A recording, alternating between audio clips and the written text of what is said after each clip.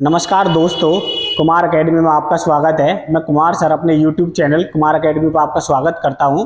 और जो हम EPFO की जो सीरीज पढ़ रहे थे उसमें वो इसकी अगला पार्ट है। और इसमें आज मैं आपके लिए क्या लेके आया हूं, मैथ के कुछ ऐसे सवाल लेके आया हूं जो अभ्यास प्रश्न है, जो जिनकी एग्जाम में आने की क्या है संभावना है। तो उन्हीं को आगे बढ़ा रहे हैं। फिर मैं कल से या परसों से शायद जो भी अगली वीडियो आएगी उसमें से मैं CSET जो UPSC अपना CSET लेती है ना, उसमें से प्रश्न उठाऊंगा, उन्हें सरल करके आपके सामने अभ्यास प्रश्न के रूप में दूंगा। और अगर किसी के पास में है कि भाई मैंने 12 का करा दिया, मैंने 15 का करा दिया और 17 का करा दिया, और अगर किसी के पास में लगता है कि जी मेरे पास है, तो वो मेरे नंबर पे PDF सेंड कर दे।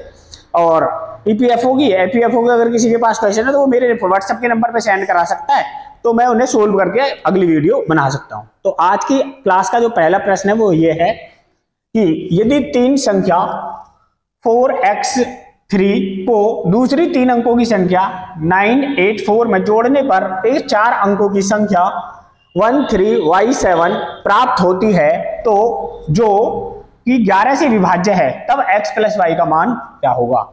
यानी कि जो भी संख्या हमें मिली है ना, ये वाली, ये आपको देखो 13 y और 7, ये 11 से विभाजित है।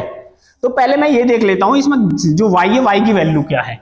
अब 11 से विभाजित होने का नियम क्या होता है। मान लो 11 से कौन सी संख्या होती है, जैसे 11 से विभाजित होता है 121, तो इधर पीछे से पेयर बनाते हैं, 2 का पेयर बना। अगर अगली संख्या का नहीं है तो उसमें 0 लगा लेते, तो पेयर बना लेते हैं। अब मैंने इसमें देखा 1 में से 2 गए तो -2, और 1 में से 0 गई तो 1 में से 2 गया तो -1, और 1 में से 1 गए तो 1। अब अगर इनको जोड़ू तो एक प्लस का एक माइनस का, ये 0 आ गई। तो कोई भी संख्या 11 से तब विभाजित होती है जब उनके जोड़ करें, या तो 0 आ जाए, या 11 आ जाए, या 22 आ जाए, या 11 का कोई मल्टीपल आ जाए। अगर संख्या 0, 11, 22 या 11 का कोई मल्टीपल है तो संख्या कितने से विभाजित हो जाएगी, 11 से, अन्यथा 11 से विभाजित नहीं होगी। अब मुझे ये चेक करनी है 1, 3, y और 7, तो इसमें से इसको घटाना है, तो 7 में से y घटाना है, 3 में से 1 को घटाना है, 3 में से 1 घटाएंगे तो कितना आ जाएगा, 2। अब इनको जोड़ देना है, 7 और 2 9 -y। अब मैंने कहा या तो जोड़ होके 11 होना चाहिए, अगर नहीं तो 0 होना चाहिए। अगर इसको 0 करना हो तो y की वैल्यू कितनी रखनी पड़ेगी, 9, यानी 9 - 9, यानी y की जो वैल्यू 9 रख ले तो ये हुआ 0, और ये संख्या अब 11 से विभाजित हो जाएगी। तो y की वैल्यू मुझे पता चल गई कितनी है, 9। y की वैल्यू कितनी आ गई, 9 आ गई जी। अब यहां पर देख लेते हैं, जैसे दे रखा है 4x3, और इसमें क्या जोड़ा था 984, और जुड़ के कितना आया था 7। यहां मुझे वैल्यू पता चल गई 9, 9, 3 और 1। अब मुझे पता चल जाएगा कि x की वैल्यू क्या आएगी, 9 और 4 और 3 7, 8 में कितना जोड़े 9 हो जाए, तो अब x की वैल्यू 1 हो जाएगी। x की वैल्यू 1, 8 और 1 9, और 9 और 4 13। तो मुझे x का भी मान पता चल गया, y का भी मान पता चल गया। x की वैल्यू 1, y की वैल्यू कितनी आ गई, 9। अब यही पूछा था आपसे, बताओ x + y क्या हो गई। x की वैल्यू 1, y की वैल्यू 9, टोटल हो गया 10। यही आपका क्या हो जाएगा, आंसर हो जाएगा। किस ऑप्शन में दे रखा है, ए ऑप्शन में दे रखा है, यही आंसर है। अगले क्वेश्चन पे चलते हैं। अगला प्रश्न दिया हुआ है कि यदि P की आय Q से 40% अधिक है, तब Q की आय P से कितने प्रतिशत कम है। ऑप्शन दिए हुए हैं, देखो 40% अधिक, परसेंटेज का साइन हटाने के लिए 100 से भाग कर लेते हैं, 20 दूनी 40 और 20 पंजे 100। Q से P की आय ज्यादा है। अगर Q की आय 5 है, देखो Q की आय अगर 5 है तो P की कितनी होगी, 2 ज्यादा, यानी 7। अब बोल रहा है तब Q की आय P से कितनी प्रतिशत कम है। Q की आय 5 है, P से कितनी कम है, 2, यानी कि P की आय 7 है, उससे 2 कम Q की है। आपसे इसी का परसेंटेज पूछ रहा था 100। ये हो गया 200/7, 200/7। 7 को अगर इससे भाग देंगे तो ये हो जाएगा 7 दूनी 14, 6 बचे 60 हो गए, 7 8 56, 4 बचा 4/7%। क्या है 28 सही, 4/7% क्या होगी, कम होगी। किस ऑप्शन में दे रखा है, ए ऑप्शन में दे रखा है, यही आंसर होगा। तो इस तरह के प्रश्नों को आपको बार बार अभ्यास करना है, इसी तरह के पेपर में एग्जाम में आएंगे। और आपको लग रहा है ये आसान है, आसान नहीं है। अगर आप इनका अभ्यास नहीं करोगे तो आसान नहीं है। ईपीएफओ में भी इसी प्रकार के प्रश्न आए हुए थे, उन्हीं को देखकर मैंने क्या लिया है, ये अपनी तरफ से कुछ पेपर से, सिंपल पेपर, सैंपल पेपर से निकाले हैं। तो इनका आपको अभ्यास करना बहुत जरूरी है। देखते हैं अगला प्रश्न क्या है। नेक्स्ट प्रश्न दिया हुआ है कि एक परीक्षा में 70% उम्मीदवार अंग्रेजी में उत्तीर्ण हुए, 80% गणित में उत्तीर्ण हुए, 10% दोनों विषय में उत्तीर्ण हुए। यदि दोनों विषय में 144 उम्मीदवार उत्तीर्ण हुए तो कुल उम्मीदवारों की संख्या कितनी थी? ये उत्तीर्ण नहीं है भाई, अनुत्तीर्ण है। अनुत्तीर्ण हुए दोनों विषय में। अब देखो एक बात बताओ, एक परीक्षा में 70% उम्मीदवार अंग्रेजी में, यानी अंग्रेजी में पास कितने हुए? 70%। तो जब 70% पास हुए तो फेल कितने हुए होंगे? आप कहोगे जी 30%। अब अगर आपसे कहें कि गणित में कितने पास हुए? 80%। तो फेल कितने हुए होंगे? 30%। और दोनों में फेल कितने हुए हैं? 10%। ये दोनों में फेल हुए हैं। तो वेन डायग्राम से सवाल को करेंगे, देखो इस तरह से, एक तरफ है अंग्रेजी और एक तरफ है गणित। ये दोनों का हिस्सा है, इसमें दोनों में 10% फेल हुए हैं जी। जब 10% दोनों में फेल हुए हैं, अंग्रेजी में हुए, ये 20 है, गलती से लिखा है, 30% अंग्रेजी में फेल हुए हैं। तो ये 10% और 20% मिला के अंग्रेजी में 30% हो गए जी। अब गणित में 20% फेल हुए हैं, तो 10% ये और 10% ये मिला के 20% हो गए जी। अब मैं कहूं आपसे, तो बताओ फेल कितने परसेंट हुए हैं? 20, 30, 40%। फेल हुए हैं जी 40%। तो अब अगर आपसे कहें कि पास कितने हुए, तो आप कहोगे जी 60%। परंतु सवाल कह रहा है कि 144 उम्मीदवार दोनों विषय में 144 बार उत्तीर्ण हुए हैं, 144 पास हुए हैं, यानी 60% की वैल्यू सवाल में दे रखी है 144। अगर मैं आपसे कहूं कि 10% की वैल्यू निकाल लो, 6 से डिवाइड कर दो, 6 धाम 60, 10%, और 6 से इधर भी डिवाइड कर दे तो 6 दूनी 12 और 6 चौक 24। अब अगर आपसे कहें कि 100% की वैल्यू लगाओ, तो एक जीरो इधर चिपका दें 100%, तो एक जीरो इधर भी चिपकानी पड़ेगी 100%, यानी 100% बच्चे कितने हो जाएंगे आपके? 240। यही आपका क्या हो जाएगा? आंसर हो जाएगा। टोटल बच्चे पूछे तो कुल उम्मीदवारों की संख्या कितनी है? 240। किस ऑप्शन में दे रखी है? डी। यही आपका क्या हो जाएगा? आंसर है। अगले प्रश्न पे चलते हैं, देखते हैं क्या है। अगला प्रश्न दिया हुआ है कि ए और बी एक कार्य को क्रम से 30 दिन और 60 दिन में समाप्त कर सकते हैं। उन्होंने कार्य आरंभ किया, लेकिन 15 दिन बाद ए कार्य छोड़ देता है, तो बी अकेला शेष कार्य को कितने दिन में पूरा करेगा? आपसे सवाल में दे रखा है ए किसी काम को कर लेता है जी 30 दिन में, और बी उस काम को कर लेता है 60 दिन में। अगर मैं टोटल वर्क देखूं तो मैं इनका एलसीएम ले लेता हूं, वो एलसीएम आ जाएगा इनका 60। 30 दूनी 60 और 60 एकम 60। यानी जब ए अकेला काम करता है तो 2 काम करता है, और जब 2 काम करेगा तो 60 काम को 30 दिन में कर लेगा, और जब ये एक दिन में एक काम करता है तो 60 काम को 60 दिन में कर लेगा। आगे कह रहा है कि उन्होंने कार्य आरंभ किया, यानी ए और बी दोनों ने काम स्टार्ट किया, और दोनों 2 और 1 3 काम करते हैं, ठीक है, काम किया, लेकिन 15 दिन बाद ए ने छोड़ दिया। तो 15 दिन तक तो दोनों ने किया होगा, 15 गुणा 3, यानी कि दोनों ने मिलकर 45 काम किया होगा। आपके पास टोटल वर्क था 60, ये रहा 60 में से 45 काम दोनों ने मिलकर कर लिया, तो बचा कितना? 15 काम। अब ए काम छोड़ के चला गया, ए ने काम खत्म करने को मना कर दिया कि मैं काम नहीं करूंगा। अब बी करेगा, बी कितना करता है? 1 काम। तो बी इस 15 काम को एक की सहायता से कितने दिन में कर लेगा? 15 दिन में। आपसे भी यही पूछ रहा था कि शेष काम को, तो बी अकेला शेष काम, तो शेष काम कितना था? 15। अब 15 काम को एक की सहायता से कितने दिन में कर लेगा? 15 दिन में। यही आपका आंसर हो जाएगा, बी ऑप्शन में दिया हुआ है। अगला प्रश्न देखते हैं। अगला प्रश्न दिया हुआ है कि 2 वृत्तों की परिधि क्रमशः 198 सेंटीमीटर और 352 सेंटीमीटर है, उनकी त्रिज्याओं के बीच कितना अंतर है? अब देखो वृत्त की परिधि कितनी होती है, तो वृत्त की परिधि होती है जी, वृत्त की परिधि बराबर होता है 2πr। अब ये दो वृत्त दे रखे, मान लो एक वृत्त ये है और एक ये है, इसकी रेडियस दे रखी है 352 और इसकी रेडियस देखिए 198, यानी कि बड़े में से छोटा घटाना।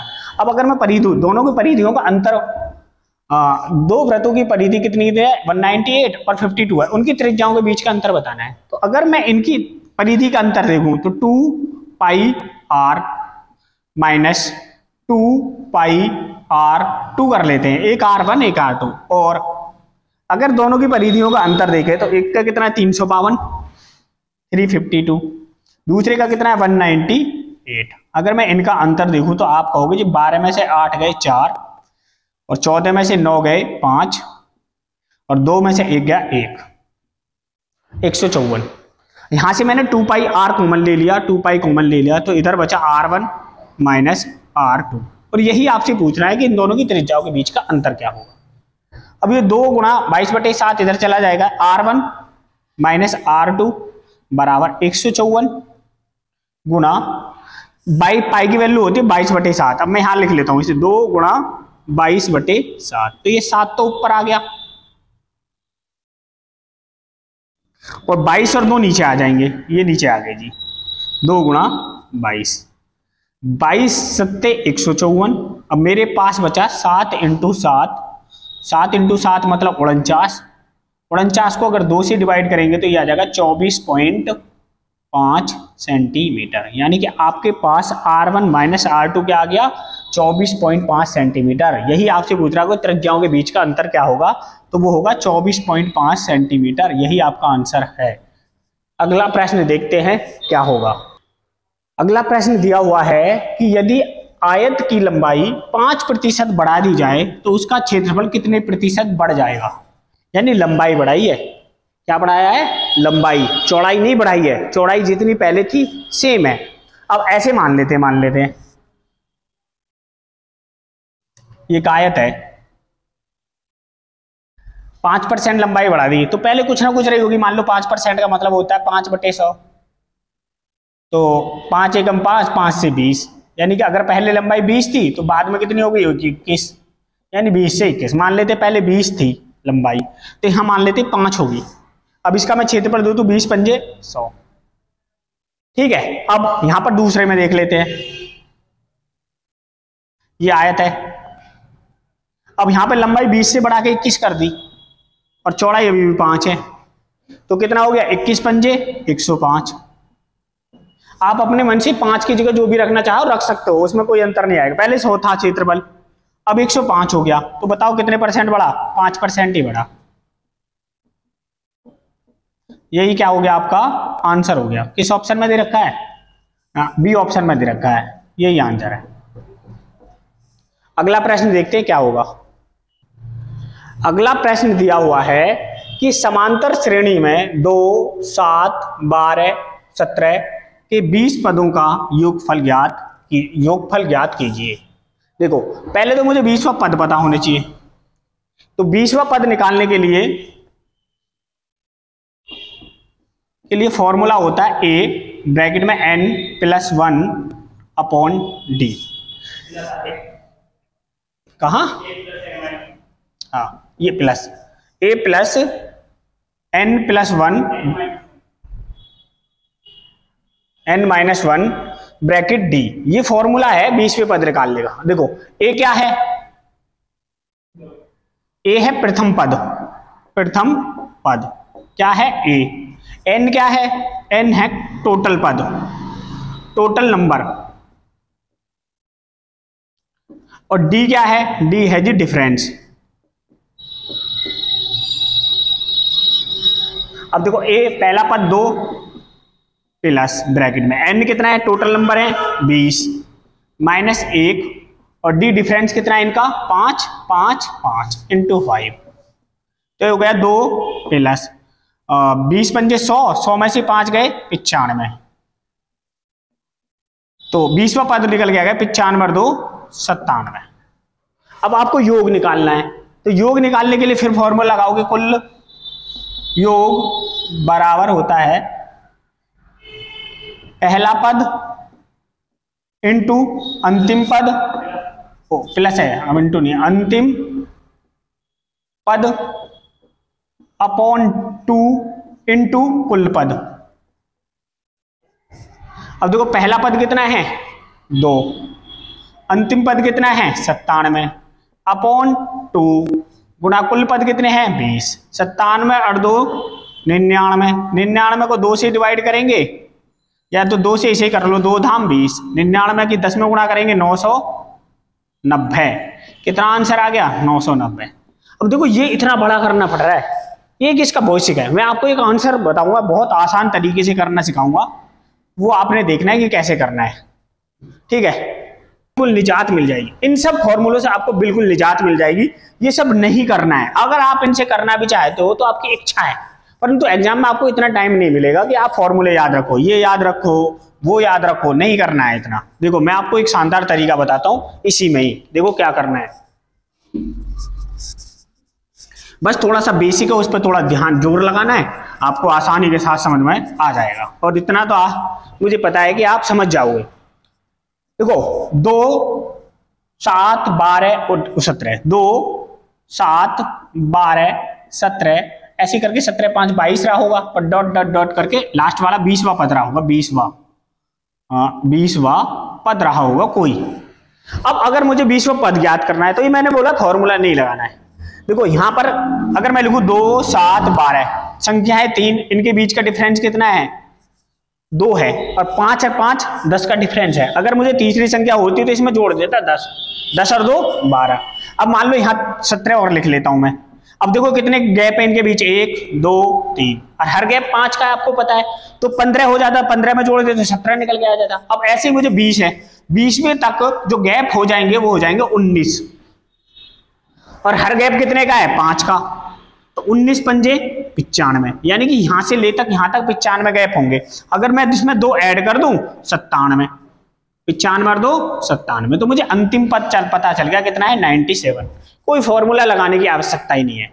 अब अगर मुझे करना होता तो मुझे पता है 20 संख्या है, 19 पद होंगे, हर डिफरेंस 5 का, 19 पंजे 95, 2 जोड़ दिया 97, लास्ट की संख्या निकल के आ गई। कोई डाउट हो तो बताओ मेरे को। अब एवरेज निकाल लेते हैं, औसत निकाल लेते हैं। औसत बराबर होता है पहली संख्या और अंतिम संख्या, 2 गुणा 2 प्लस 97 अपॉन 2। इनसे मैंने निकाला तो ये निकल के आ जाएगा। और अगर मुझे योग निकालना है, औसत तो ये हो गया, अगर मुझे योग निकालना है तो योग में क्या करना है 2 प्लस 97 बटे 2, और जो औसत आ जाए उसमें कुल पदों की संख्या को गुणा कर दो 20 की, तो ये 97 और 2 99 बटे 2 गुणा 20, 2 से कट गए 10 पे, और ये कितना आ गया 990। विद इन सेकेंड आप बता सकते हो इसको, कोई फॉर्मूला आपको याद नहीं करना है, आपका आंसर आ गया कितना 990। अगला प्रश्न देखते हैं क्या है। अगला प्रश्न दिया हुआ है कि 2 बेलनों की त्रिज्याएं 2:3 के अनुपात में है और उनके वक्र पृष्ठ का क्षेत्रफल 5:3 के अनुपात में है, उनके आयतनों का अनुपात क्या होगा। देखो शॉर्टकट बताता हूं कैसे करना है। आयतन का अनुपात पूछे, आयतन का अनुपात, तो पहले त्रिज्या दे रखी है यानी रेडियस का अनुपात दे रखा है 2:3, और उनके CSA का अनुपात दे रखा है 5:3। बस इनकी आपस में मल्टीपल कर दो, 5 दूनी 10 और 3 तिया 9, 10:9। ये तो आ गया आपका आंसर। आपको पेपर में यही करना है, बी ऑप्शन में आंसर है, ठीक है। अब अगर आप चाहते हो कि इसको जी बड़ा तरीके से समझा दो कि इसको प्रॉपर तरीके से ये आया कैसे, तो देखो CSA दे रखा है, पहले का दे रखा है CSA ऑफ सिलेंडर, तो ये होता है 2πr/h। दूसरे का भी यही होता है 2πr/h। ये R1 है, ये H1 है, ये R2 है, ये H2 है, तो इससे इधर ले लें 2π, वैसे इसको यहीं पे कर लेते हैं। देखो 2π से 2π कैंसिल, R1 यहां पर दे रखी है 2 इंटू H1 निकालना है, यहाँ R2 दे रखी है 3, ये दे रखी 3 इंटू H2 बराबर, और इनका CSA दे रखा है 5/3।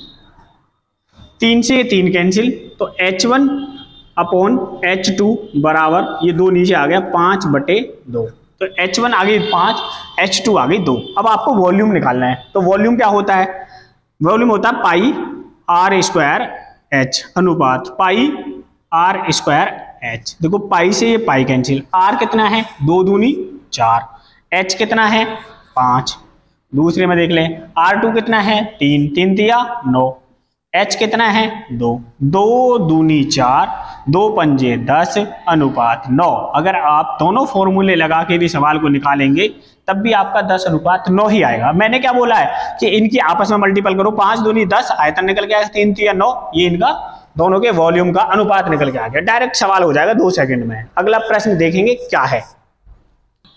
प्रश्न दिया हुआ है कि एक रेलगाड़ी 72 किलोमीटर प्रति घंटा की चाल से दौड़ रही है। यदि रेलगाड़ी की लंबाई 240 मीटर है और यह एक प्लेटफॉर्म को 40 सेकंड में पार करती है, तब प्लेटफॉर्म की लंबाई कितनी है।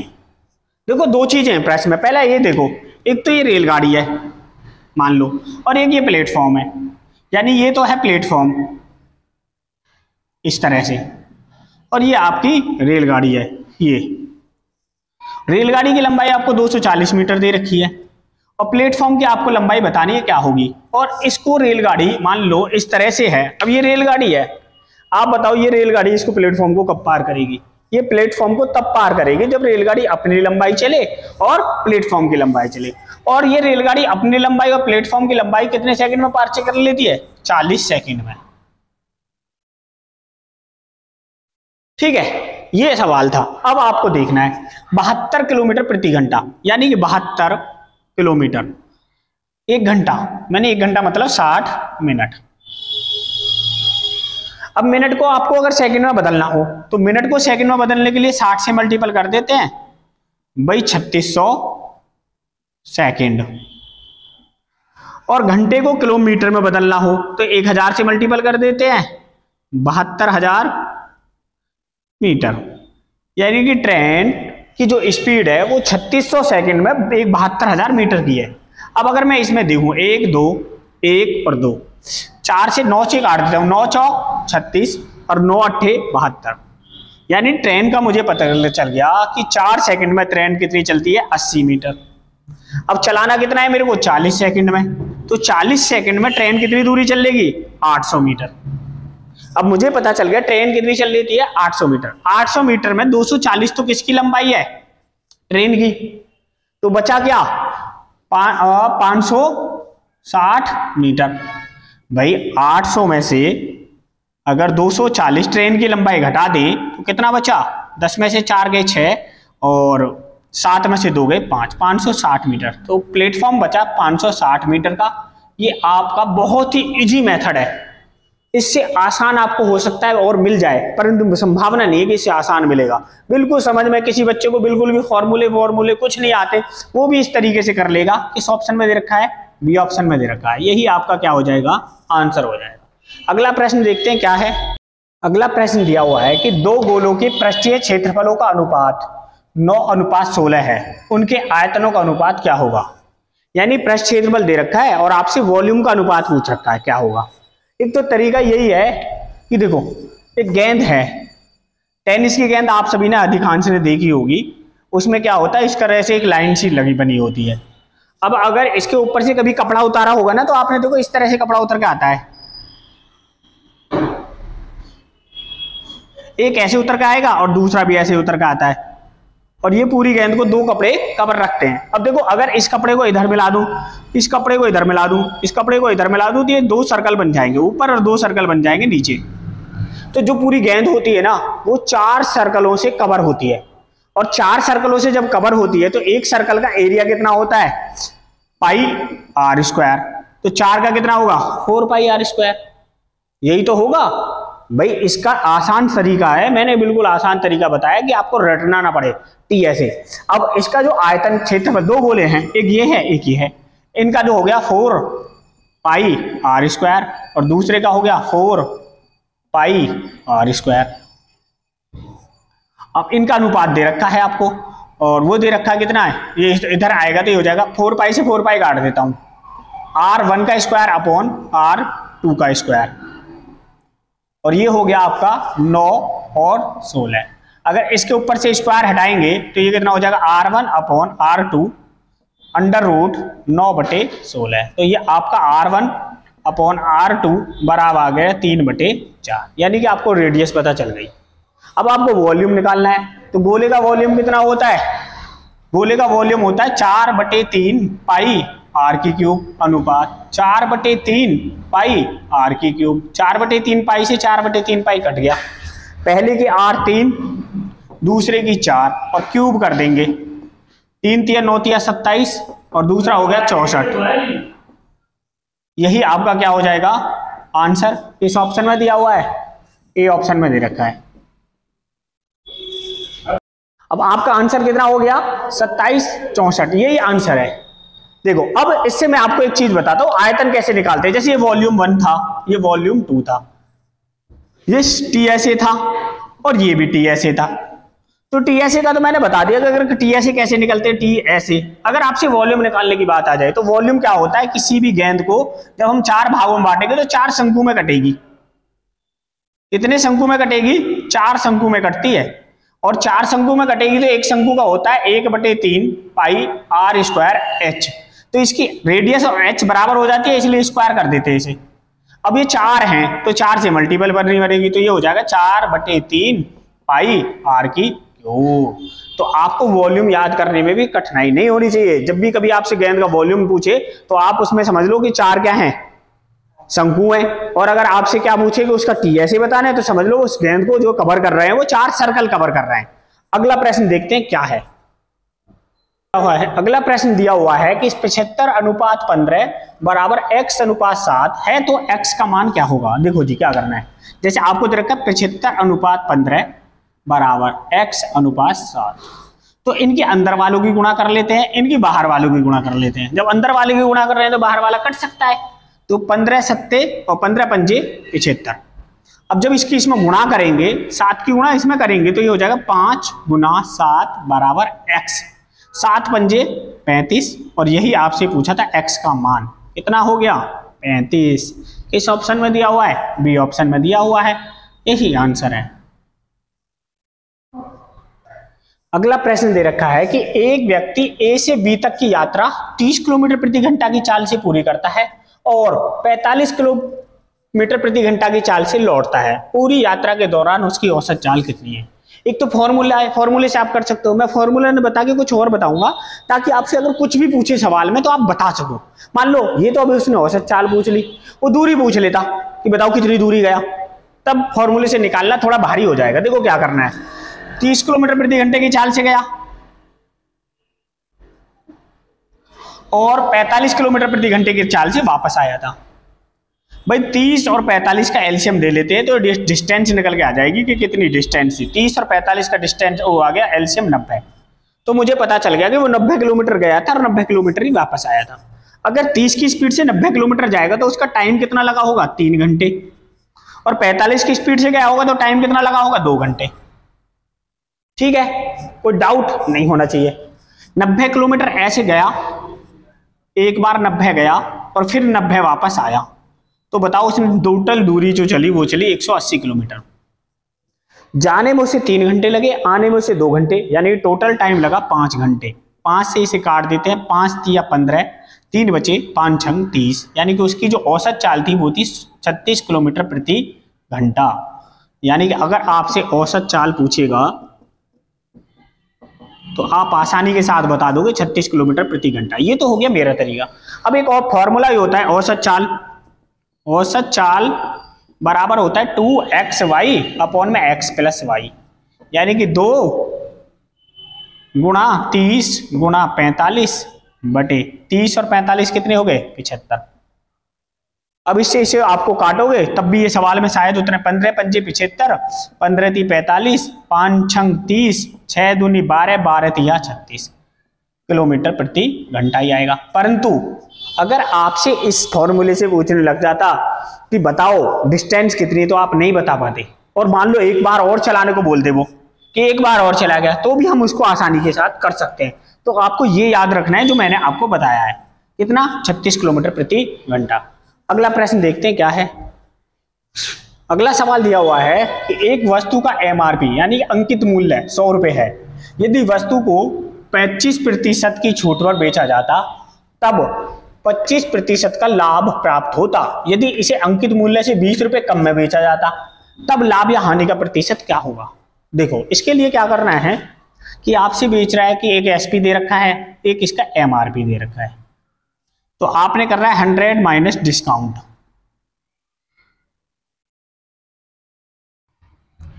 अनुपात में करना है 100 प्लस प्रॉफिट।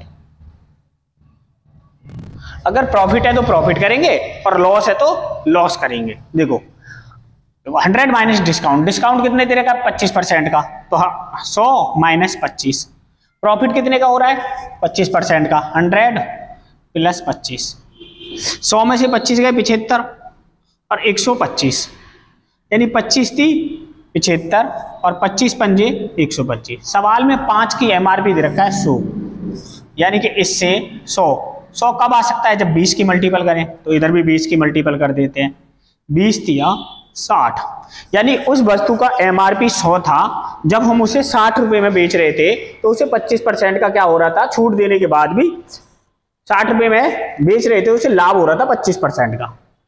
परंतु अब वो कह रहा है कि यदि इसे 20 रुपए कम में, अंकित मूल्य से 20 रुपए कम में, अगर इसे 100 रुपए को 20 रुपए कम में बेचते तब कितने में बेचते 80 में, कितने में बेचते 80 में, यानी 60 रुपए की वस्तु को अब 80 में बेच रहे हो आप, तो प्रॉफिट होगा कितने का 20 रुपए का, यानी 60 के ऊपर 20 का प्रॉफिट इंटू 100, 20 एकम 20, 20 दिया 60, ये हो गया 100/3 और 100/3 को इससे करेंगे तो कितना हो जाएगा ये 33 सही 1/3% का लाभ।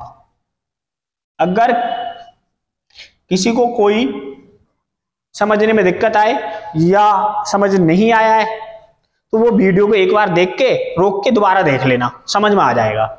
इससे आसान तरीका नहीं है। ठीक है, अगला सवाल देखते हैं क्या है।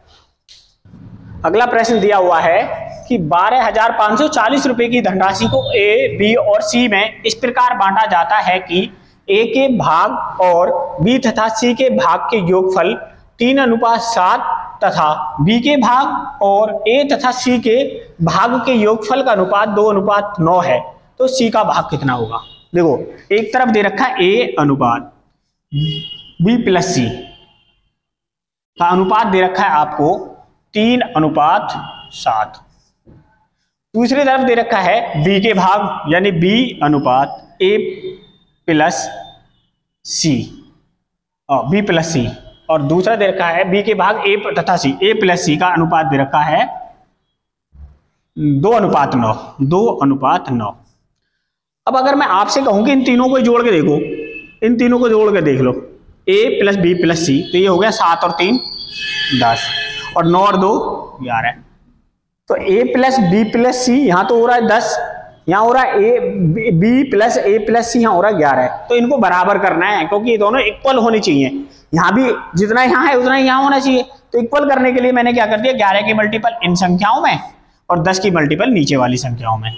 तो 10 की मल्टीपल यहाँ करेंगे तो 10 और 11 के पहले ऊपर कर लेते हैं, 11 की मल्टीपल ऊपर किया तो ये हो गया 11 धाम 110 और 11 सत्ते 77 और 11 तिया 33। 10 की मल्टीपल यहां करेंगे तो 11 धाम 110, 10 नेम 90 और 10 की गुणा 2 में करेंगे तो 10 दूनी 20। अब देखो यहां तो a की वैल्यू निकल के आ गई, यानी a की वैल्यू आ गई आपकी 33, यहां से 33, b की वैल्यू यहां से निकल के आ गई 20 और b और c यहां पर देखो कितने हैं 77 है b और c। अगर b की वैल्यू 20 है तो c की वैल्यू कितनी आ गई 57। एक बार आप इनको देखोगे तो आपको पता चल जाएगा। अब देखो 33 20 और 57 टोटल हो गया 110।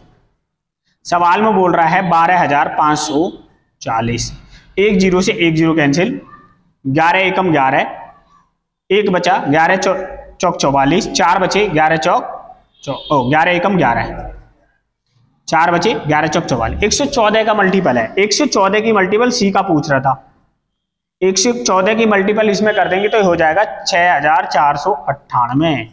इस ऑप्शन में दे रखा है, सी ऑप्शन में दे रखा है और डी ऑप्शन में दे रखा है, यही आपका क्या हो जाएगा आंसर हो जाएगा। एक बार देख लेना नीचे तक आ रहा है नहीं आ रहा है, ठीक है, एक बार आप दोबारा से इसको समझने की कोशिश करोगे, दोबारा देख लोगे तो आपको समझ में आ जाएगा ये हुआ क्या है। अगला प्रश्न देखते हैं क्या है। अगला प्रश्न दिया हुआ है कि एक लंबवृत्तीय शंकु का आयतन 16 पाई मीटर स्क्वायर मीटर के क्यूब और त्रिज्या 2 मीटर है, तो ऊंचाई क्या होगी। तो शंकु का आयतन क्या होता है, शंकु का आयतन बराबर होता है 1/3 पाई आर स्क्वायर एच। आयतन दे रखा हमारा 16 पाई 1/3 पाई और आर दे रखी है आपकी 2, तो 2 का स्क्वायर 2 गुणा 2 इंटू एच। देखो इस पाई से पाई कैंसिल, 2 दूनी 4 और 4 चौके 16, ये 4 इधर आ गए तो ये हो गए 4 × 3 बराबर एच। 4 चौक 4 × 3 तो एच आ गई 4 तिया 12 बराबर एच। हाइट पूछ रहा था आपसे कितनी आ गई 12 मीटर। इस ऑप्शन में दे रखी है, बी ऑप्शन में दे रखी है, यही आपका आंसर हो जाएगा। और एक और बात बताता हूँ, देखो मैं मेरे साथ में क्या हो जाता है कि मैं बोलता कभी कभी सही हूँ और लिखता मैं सही हूँ, बोल मेरे से निकल जाता है, गलत निकल जाता है। जैसे भी यहाँ निकल गया 4, तो इसको थोड़ा माइंड नहीं करना है, कभी सोचो कि ये माइंड करो तो वो आप देख लेना, ठीक है, हो जाती है गलती, मैं भी ह्यूमन बीइंग हूँ। अगला क्वेश्चन देखते हैं क्या है। अगला प्रश्न दिया है कि 5 सेंटीमीटर भुजा के 2 घनों को जोड़कर एक घनाभ बनाया जाता है, इस प्रकार बने घनाभ का आयतन क्या होगा। देखो जी, एक आपके पास क्यूब था जिसकी लंबाई, चौड़ाई और ऊंचाई क्या है 5 सेंटीमीटर है। इसके एक और जोड़ दिया इसके साथ में, ठीक है।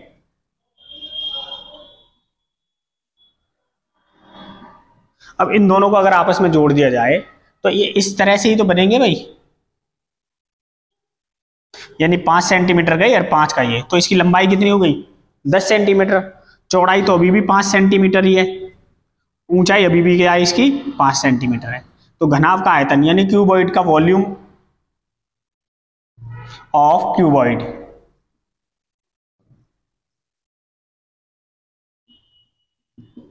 होता है length into breadth into height. तो लेंथ कितनी है इसकी 10, ब्रेथ 5 और हाइट भी 5, तो 5 × 5 = 25 धाम 250 सेंटीमीटर की क्यूब। इस ऑप्शन में दे रखा है, ए ऑप्शन में दे रखा है, यही आपका क्या हो जाएगा आंसर हो जाएगा। प्रश्न दिया हुआ है कि पाइप ए एक टैंक को 60 मिनट में खाली कर सकता है, पाइप बी इसे 90 मिनट में भर सकता है और पाइप सी इसे 120 मिनट में भर सकता है। इन पाइपों को एक साथ खोला जाता है, यानी तीनों पाइपों को, इन तीनों यहां मैं लिखना भूल गया, तीनों पाइपों को एक साथ खोला जाता है तो खाली टैंक को भरने में कितना समय लगेगा। देखो जी, एक टंकी है, इसमें 3 नल लगे हुए हैं, यानी 3 पाइप, एक पाइप यहाँ है, एक पाइप यहाँ है और एक पाइप ये है, ऐसे मान लेते हैं। ये ए पाइप है खाली करता है, ये बी पाइप है ये भरता है, ये सी पाइप है ये भी भरता है। अब देखो ए जो खाली कर देता है वो कर देता है 60 मिनट में टंकी को खाली, बी जो है इसे 90 मिनट में भर सकता है और सी इसे 120 मिनट में भर सकता है। यानी ए, ये बी, ये सी, ये इसे 90 मिनट में खाली करता है, ये 60 मिनट में, ये इसे 90 मिनट में और ये 120 मिनट में। अगर अकेले अकेले चलाए जाए तब तो मैं देखता हूं टंकी की क्षमता कितनी है, टंकी में पानी कितना आता है, तो इन सबका एलसीएम ले लिया 360। अगर मान लो ये टंकी 360 पूरी भरी हुई है तो इसे 60 मिनट में खाली कर देता, और जब ये 60 मिनट में खाली करता तो 1 घंटे में कितना, 1 मिनट में 60 लीटर पानी निकाल रहा होता। मान लो टंकी खाली होती और ये इसे 360 लीटर भरना होता तो 9 की स्पीड से 1 घंटे में 4 लीटर पानी डाल रहा होता, 1 मिनट में 4 लीटर पानी डाल रहा होता। ये 120 मिनट में कैसे क्या कर रहा है, भर रहा है, तो 1 मिनट में कितना पानी भर रहा होता 3 लीटर। अगर तीनों एक साथ चला दिए जाते तो ये दोनों तो भरते, 4 और 3 7, ये 6 है भाई, तो ये इसे खाली करता 6, यानी टंकी में कितना पानी जाता 4 3 7 और 7 में से 6 गया 1, यानी A minus B plus C। अगर तीनों जाते एक साथ तो टंकी में केवल 1 लीटर पानी पहुंचता। टंकी में पानी कितना पहुंचाना है 360, और 360 को अगर 1 की स्पीड से पहुंचाना होता तो कितने मिनट लगती, 360 मिनट ही लगती। इस ऑप्शन में दिया हुआ है, बी ऑप्शन में दे रखा है, यही आपका क्या हो जाएगा आंसर हो जाएगा। वीडियो समझ ना आए दोबारा पॉज करो या दोबारा बैक करके दोबारा देख लो। अगला प्रश्न दिया हुआ है, बड़े ब्रैकेट में दे रखा है छोटा वर्ग 216 की पावर 4 भाग 36 की पावर 4 गुणा 6 की पावर 5 बराबर 6 की पावर m। तो m का मान क्या बताना है आपको। देखो पहले हम इसको सोल्व कर लेते हैं। बड़े ब्रैकेट में दे रखा है 216 की पावर 4 भाग 36 की पावर 4 गुणा 6 की पावर 5 बराबर 6 की पावर m। अब इस m का मान पूछा है तो इसको मैं लिख सकता हूँ 6 की पावर 3 की पावर दे रखा है 4 भाग, इसको लिख सकते हैं 6 की पावर 2 की पावर 4 गुणा 6 की पावर 5 बराबर 6 की पावर m। 3 चौक 12 यानी 6 की पावर 12 भाग 6 की पावर 4 दूनी 8 6 की पावर 8 गुणा 6 की पावर 5 बराबर 6 की पावर m। तो भाग में भाते क्या हो जाती है, घट जाती है। 12 में से 8 गए 4 6 की पावर 4 गुणा 6 की पावर 5 बराबर ये बचा 6 की पावर m। अब गुणा में भगाते जुड़ जाती है 5 और 4 9 6 की पावर 9 बराबर 6 की पावर m। तो m बराबर क्या आ गया, m बराबर आ गया जी 9। आपसे यही पूछ रहा था। देखो पावर में जो चीजें सेम हो जाएंगी वो m बराबर 9 इस ऑप्शन में दे रखा है डी ऑप्शन में, यही आपका आंसर हो जाएगा। दोस्तों ये आज की क्लास का अंतिम प्रश्न था, ठीक है। अगली वीडियो जो मैं लेकर आऊंगा उसमें और भी मैं अच्छे अच्छे क्वेश्चन देखूंगा। अब की बार मैं सीसेट जो भी प्रैक्टिस सेट बहुत सारे कोचिंग सेंटर्स के हैं उनमें से मैं क्वेश्चन छांट के लाऊंगा और उसकी वीडियो बनाऊंगा। तो जब तक के लिए, जब तक अगली वीडियो मिलती है, जब तक मुझे नेक्स्ट पेपर मिलते हैं उसकी वीडियो बनाते हैं, तब तक के लिए आपको अगर कोई क्वेश्चन है, आपके पास कोई क्वेश्चन है तो मेरा नंबर है 7982719092। तो आप इस नंबर पर अपने क्वेश्चंस व्हाट्सएप कर सकते हैं। केवल क्या कर सकते हैं, केवल व्हाट्सएप कर सकते हैं, और वो भी पीडीएफ। अगर आपके पास पीडीएफ है तो वो मुझे सेंड कर दो, मैं अगली वीडियो में आपके प्रश्नों को शामिल कर लूंगा। तब तक के लिए नमस्कार, मिलते हैं अगली वीडियो में। Good night.